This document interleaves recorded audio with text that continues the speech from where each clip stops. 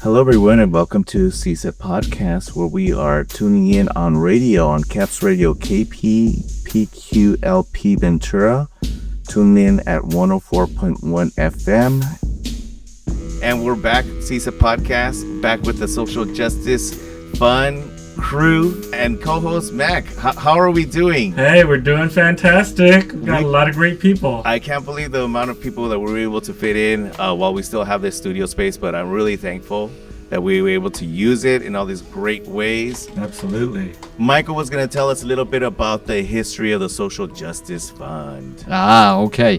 Well, Social Justice Fund is over 20 years old. It was started by VCCF, the Ventura County Community Fund, to help organizations like CAUSE, like MyCop, like Future Leaders of America to fundraise. Now, since that time, they've become very savvy at fundraising. They've become big and wonderful organizations. And so around 2018, 2019, we decided to put into question our, why we existed and what we wanted to do. And we went to see a bunch of community leaders, donors, nonprofit leaders, and we found the big gap was leadership, is leadership development. Finding leaders who in the future could either take roles in an existing nonprofit, start their own nonprofit, or just sort of reinforce their confidence that in their careers they'll continue working, for justice, equity, and fairness in the world and improve our community. So we started the program, the Social Justice Fellowships. And there what we do is we find emerging leaders, and that's someone who hasn't got a lot of background in leadership or leading projects, but who has an idea to change their environment for social justice, has that passion. And what we do is we provide them training and funds to help them out. Because we found a lot of the folks that we fund is they're paying out of their pocket. I mean, they're paying for rental space, for events that they have. And that's how much passion they have. Exactly. And that's what's so touching and so inspiring when you meet some of the fellows that, that we've funded, but also the fellows we haven't funded because they're, what we found is the need, that is the individuals that exist here in Ventura County, who want to change something in their environment, who want to have a passion for social justice, whether it's putting in small bits of indigenous plants or helping out parents of kids going through gender transition to understand that, or the ecology on the beaches, how many there are that could be funded and that could be doing good work is amazing. Such a broad spectrum of things that are that you're helping fund. How was it that you were able to find such a great team? Even the board, I mean, gosh, not only are they helping with the board, but they also mentor folks. Right. Like that is just so righteous. Yeah, it's the board is amazing. About the same time, we also made an effort to sort of build a board that would reflect the community we're working in. And so I think we feel pretty good about the diversity on the board. But it's not only diversity ethnically or gender-wise or age-wise, it's a diversity of perspective. We have teachers, we have lawyers, we have businessmen, and that diversity of perspective helps us in coaching our fellows, because all the board, it's an active board. They not only donate, but they also get involved in coaching, which can take a lot of time, and provide connections to some of the fellows. We had a fellow that was working on changing the type of food that food banks give to make it more nourishing. But also respond to the tastes that the community that used the food bank were using, culturally relevant. And she needed at one point a dietitian to help her out. And someone on the board knew a dietitian that could help her out. Or is this part of the Sataquai farmers market? No, it's separate. It was a separate effort. The Sataquai is just a huge effort by creating a farmers market to provide fresh food from the community to the community, and to a community that had to travel, I think, an hour and a half by public transportation to get to a supermarket. So that diversity of perspective, of backgrounds, I think is really and for me, it's just a joy to work with. You know, to be with people who share that value, share that commitment on the board. You know, and we're always looking for new board members who can add something to our board, who can be coaches, you know, have that knack of a passion for social justice, but also to be able to listen and ensure that when they're helping one of our fellows, they're actually helping grow the fellow's idea. Because the fellows come with us with projects. We don't tell them what to do. We don't tell them the project. They come with us. Our role is to help the fellow help nurture their projects. Nurture and accomplish that. So it's very cool. And I think everyone on the board would say they probably get more out of the whole effort than the fellows, you know, in terms of inspiration and stuff like that. So cool. That's great to acknowledge. Is that it's making the world a better place on so many different levels.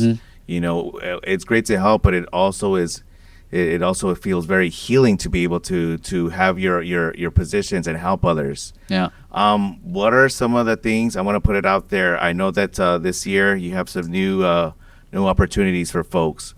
What are some of potential things that you feel that you would like to see get funded? I mean, in fact, this is almost kind of personal because it's really asking you. I'm sure all the other folks have their perspective, what they would like to support. But what would Michael like to see more of? You know, what I'd like to see more of is more people applying. Because one thing I've found that where I've learned a lot is from the fellows who are coming with ideas born from their communities, what they've seen in their communities. I'll give you an example, and I might be pronouncing this right, Adola. We had two women. Doulas. Yeah. Two women who came to us a couple years ago who wanted to create workshops for women of color who were pregnant and weren't receiving the care that they should be receiving as women who are pregnant. Yes. And I didn't even know what a doula was. Oh, yeah. And just to see these two women who ended up conducting 4 or 5 workshops with, I think, about 15 or 20 people each workshop. And what we don't realize in the United States is that women of color have a disproportional amount of medical complications, and it's really due to the not getting the care that they should be getting. And these people were doing that, and I didn't even know the problem existed. Yeah. And the fact that they came to us, they got the funding, they were able to make an impact. To me, that's just wonderful. It's great stuff. So I'm really open to people coming to us with their passion, with something they want to change. And that's what I get out of this. Yeah. You know, the learning and the satisfaction from helping those folks achieve what needs to be done. You know, what needs to be changed. If you could tell these students how important this program is, and how much you will help them get their projects if they are accepted. Let's give them that kind of a pep talk. A pep talk. Yeah. Go for it. Yeah. No, I think one thing we've spent a lot of time trying to develop it in a way that we're for people who've never gotten a grant before and maybe never have made out a grant before. So if someone has an idea, you know, as vague as it might be, come to us. We will, in the application process, we will actually help the person form their idea and put it in a form where we can start, you know, dealing with it, making sure it's realistic, you know, making sure it's something we can fund, and help them develop that. We don't want people threatened because, I have to make out a letter of interest. I have to get in front of a group and present my project. We will help everyone through that. So I really want people to come with us who have an idea, have a passion, want to make a difference, and you know, we'll help you out. We'll help you. And I think people who even have not gone through the program have learned stuff from just applying. Definitely. Well, once again, I want to thank Michael. I want to thank Dr. Kim, who spoke earlier, for all the work that you're all doing, for believing in people, for believing in good causes. Mac, I want to leave you some words to reflect on the both people that we've been speaking to, and let's put a seal on it in a good, positive way with your leadership words. Absolutely. If I could share a couple things real quick. So one of the things I've noticed, and I haven't been there even a year yet. Next week will be my 1-year anniversary.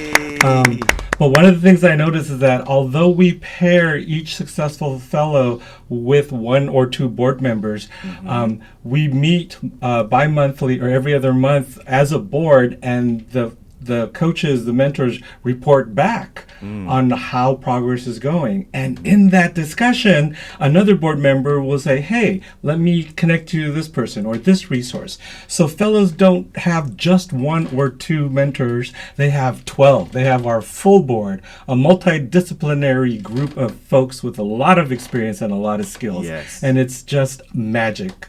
The other thing I want to share is our application process will be opening very soon. Applications are due at the end of August. Once a week, we will hold Zoom information meetings. So anybody can sit in, learn more about the program.